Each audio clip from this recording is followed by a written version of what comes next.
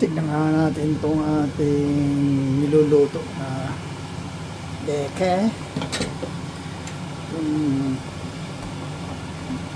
buto-buto ng ito yung sinasabing ayun paa, naghihiwalay na siya. Ibig sabihin malambot na, pwede nang ilagay yung gulay.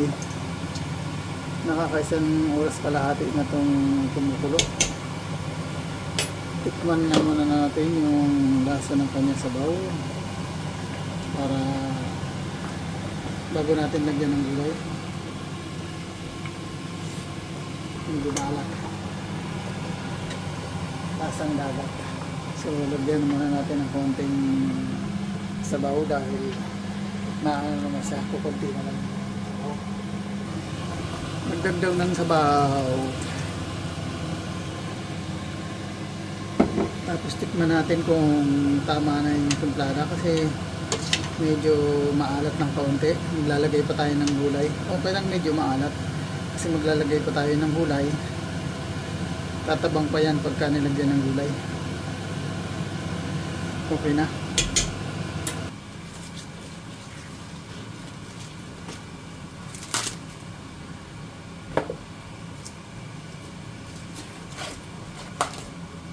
Gamitin natin yung pang mabigatan na kutsilyo. Ayan.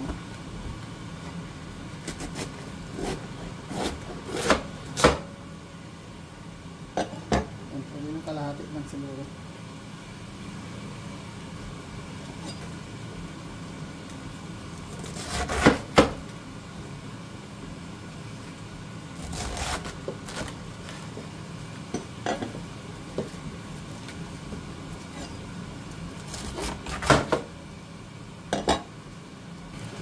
Tapos lagay natin dito para mahugasan ng konti.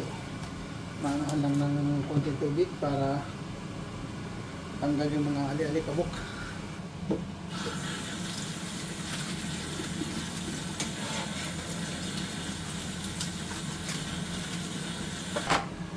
Tapos lagay na natin dito sa ating ulo. Inan lang natin ng konti para lumubog. Pan.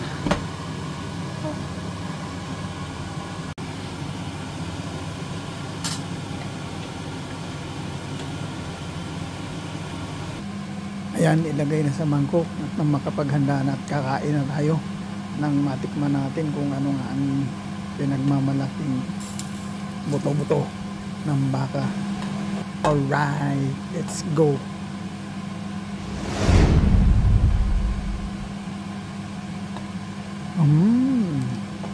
Yanda ng extra rice at marami na namang mauubos na kanin.